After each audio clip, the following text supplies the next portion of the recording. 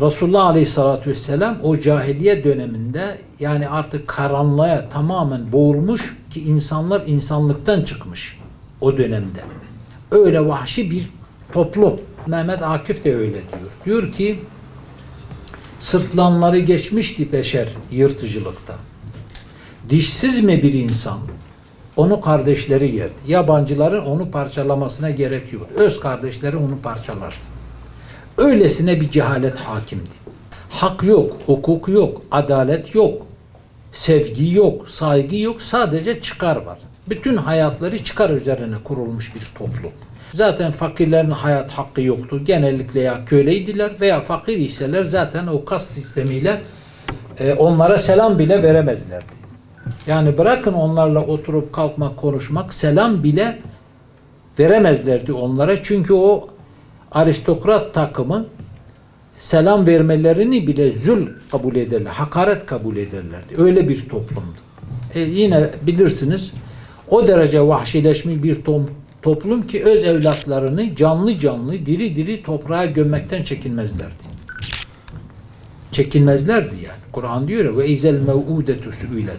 Canlı, diri diri toprağa gömülen kızlar niçin öldürüldüğünüz sorulduğu zaman ne cevap verecekler?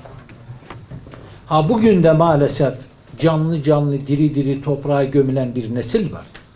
Yani bu nesle baktığımız zaman o nesil de öyle. Eğer dediğim gibi insani vasıflardan yoksunsa bir toplum, bir insan artık o insan olmaktan çıkar. Eğer manevi hayatını, ebedi hayatını kaybetmişse artık o insana yaşıyor denmez. Çünkü bu dünya sonuçta gelip geçici 40, 50, 60 sene ondan sonra sonsuz bir hayat var. Eğer bir insan o sonsuz hayatı kaybetmişse onun artık zaten kaybedecek başka bir şeyi yoktur.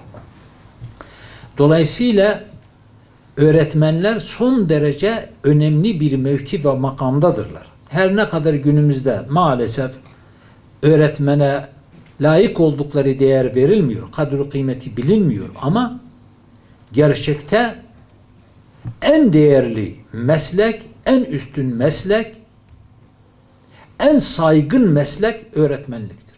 Öğretmenlikten daha saygın bir mesleği ifade etmek mümkün değil. Bir öğretmenlik, iki annelik ki annelik de çok kutsal bir görev. Kutsallığı nereden geliyor? O da öğretmenlikten geliyor. Nesli yetiştirmekten geliyor. Yoksa annenin başka ne değeri olabilir? O da öğretmen olduğu için, o da nesli yetiştirdiği için, evlatlarını hak, hakikat ve insani değerlerle yetiştirdiği için annenin kutsal bir mevki, bir makamı vardır. Allah ve Resulü'nün yanında. O da bir öğretmendir. Onun için sizin Allah yanında çok büyük değeriniz var. Bu nesle, insanla ilmi öğreten kim? Öğretmenlerdir. Dolayısıyla bir öğretmen bütün peygamberlerin görevini üstlenmiş, onun görevini, vazifesini yapıyor. Demiyor mu Resulullah, ilim adamları benim varislerimdir. Onun için çok büyük bir mevki, değer ve saygıya sahipsiniz ama o oranda da çok büyük bir sorumluluk altındasınız. Biz bu çocuklara hakkı, hakikati, doğruyu öğretmek ve yaşatmak için azimli ve kararlı olmak zorundayız. Bakın başka türlü biz mesafe kat edemeyiz. Bir sürü problemle karşılaşabiliriz. Bütün peygamberlerin hayatı malum. Davasından taviz vermemiş hiçbirisi. Eğer bir insan bir ideali yoksa, bir davası yoksa o boşuna yaşıyor. Çünkü yani özür dileyerek söylüyorum, eğer bir davası, bir ideali yoksa hayvandan ne farkımız kalır? Ne farkımız kalır? Hayvan da sabah kalkıyor, gidiyor, otluyor, karnını doyuruyor, akşam geliyor.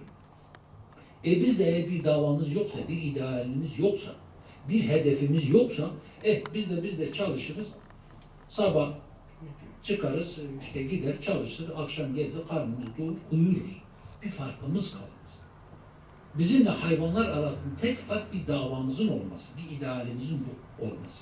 Hakikati ifade ederseniz zaten karanlık gider. Doğruyu, hakkı, hakikati ifade ederseniz cehaleti gidermiş olursunuz. Cehaleti giderirseniz marifetullah'a ulaşırsınız. Marifetullah'a ulaşırsanız bütün meseleleri çözersiniz. Çok açarsam eser senin.